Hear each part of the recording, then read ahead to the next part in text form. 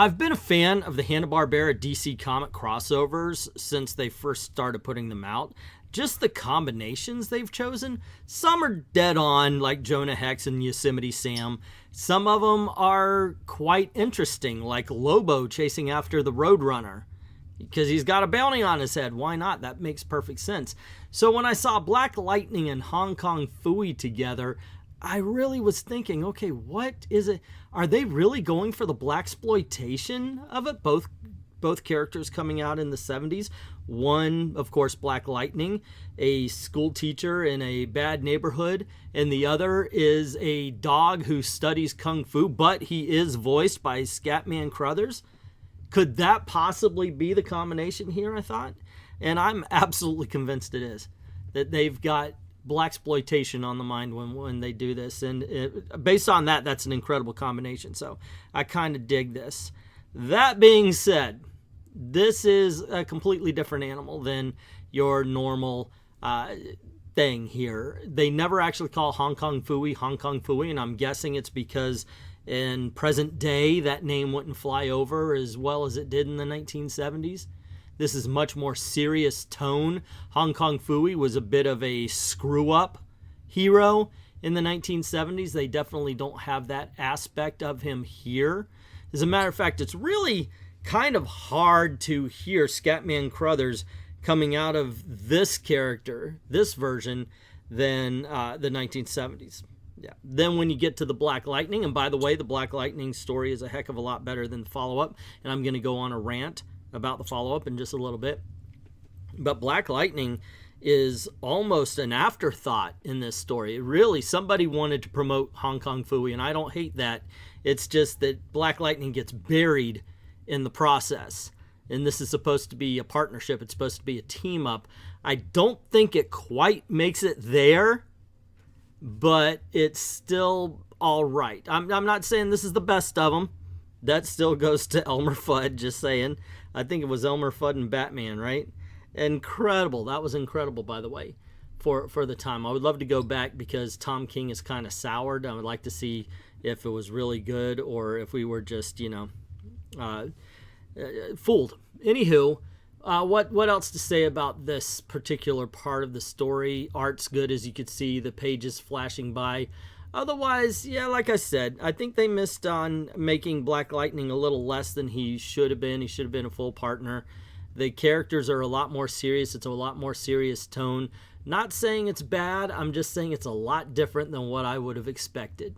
This next portion of the video is a rant that I recorded when this book was first released. It's a younger, more fiery England teen, so kick back, relax. Let's get this party started. I know you're gonna dig this.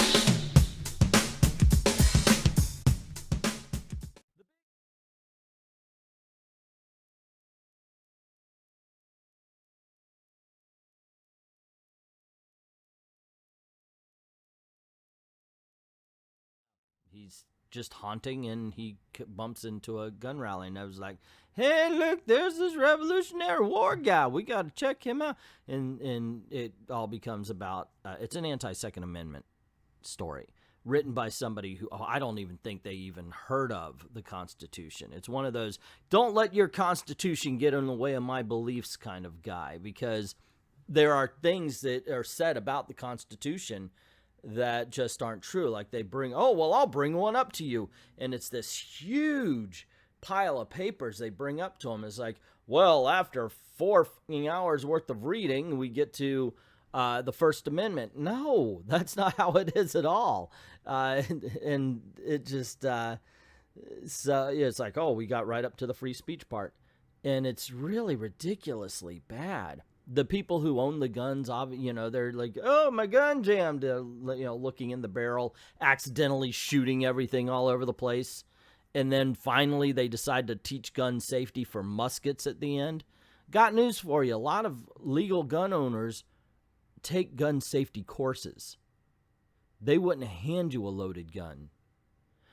And that's part of the problem. But to not even understand and know about the Constitution, not even know the structure of it, much less what they're talking about, The guys are like, I've got this AR-15 with a bum stock. This thing goes fully automatic. And I'm doing that because I'm sure that when they wrote this, that's how they made the man sound.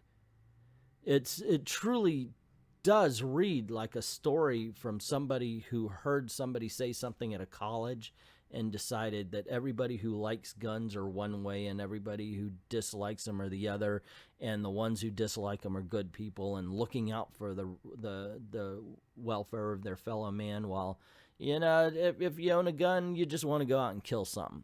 As a matter of fact, you're counting your days to go out and kill something. And it's ridiculous. It's like I said, for specifics, I would defer to Weaponized Rage, Nerd Rage. He's the gun enthusiast. He could probably tell you more. But as somebody who just knows Constitution and such, the book tries to be clever by using the wording of the Constitution against you, saying like the well-regulated militia. Meaning, and then it says, hey, wait a second, you have a standing army, therefore you don't need a well-regulated militia. Yeah, oh, well, if you continue, it says being necessary to the security of a free state. That's not just from foreign enemies, that's from domestic. And I know, you're going to go against the American government. No, the presence of 300 million guns in America hopefully will kind of dissuade them from trying.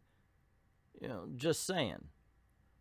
And let's not forget, of course, they make a big deal about the bum stock AR-15. We could fire. There were repeating rifles and repeating pistols even back in the Revolutionary War days. Just saying. Or back when they wrote the Constitution. So this isn't like it's all new. And anyway, I'm sorry, but the like I said, the book gets a whole bunch of stuff wrong. And I've said this before. If you come with facts, by all means, make an argument. I'm cool with that. I'm good. You know, if you come with facts, that means you've read the same facts and you have a difference of opinion, and that's fine. But if you have to make shit up, in order to make your argument, then you're just not worth my time. And I'm afraid that this book, this story right here, is just not worth any more of my time. I of course, hey, wait a second, you made a video of it, England teen, how can it not be worth your time? It's worth it to talk about it, it's worth it to point out that it's ignorant, but you're right, it's not worth it to even try to argue if they're not going to. And nobody's listening anyway, except for you guys, so there you go. Once again, this is not an in-depth discussion about gun control, and by all means, I know there's people who listen who are on both sides of the thing. If I got anything wrong, I didn't try to go deep. I just tried to point out that what the fuck are these people talking about? And why is this even in this book? It's the Funky Freaking Phantom. I saw those cartoons. Do you know what the Funky Freaking Phantom didn't even decide to be about at all ever back then? Gun control. Dear comic book writers, no matter who you're working for, DC, Marvel, independent, independent, that's your own thing. If it's a creator owned, by all means, didn't mean you guys, that's a different story. If it's your characters, by all means. But what the hell, gang? Yeah, their politics back in the day were done better. Shut the f up. I was there. I read them. Didn't shove it down your throat. This is throat shoving. Every character with a gun looks like they're a f***ing idiot and acts like it too. Come on. Be better. Be smarter. Jesus, Lord in heaven. What is going on these days? Seriously, what are they doing to our comics when they bring this stuff in? That's what really ticks me off. The politics have been in comic books since fucking Superman burst in to stop is it really politics to be a union buster? I don't know. Anyway, I guess way back then, politics have been. Well, yeah, you know, it was in the wars and even all sorts of stuff. And now they're just doing them piss poorly. Very badly. And why is the big answer. Why? These books should have been fun. And instead, what do? You screwed up Aquaman and Jabberjaw.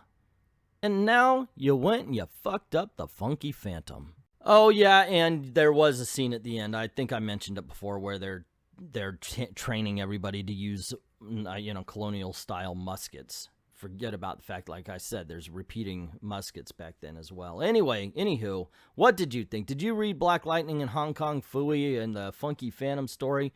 Oh, did you like it? Did you hate it? This was all done by memory. I didn't really look up anything, so if by all means I got something wrong, if I got a fact wrong, let me know in the comments below, or whatever you think. If you liked it, disagreed, agreed, put it down in the comment section. Also, if you like this video, click like, share, of course, get word out about the channel, and don't forget to hit subscribe and notifications, because cool things happen around these parts. Also, this is the way we want to make a living, so if you don't mind helping the channel out, go on over to Patreon, drop $1 in the till, help us to get better equipment, better software, and thank everybody who's already done that, and to everyone, all of the true believers, thank you very, very much for watching. Dig this.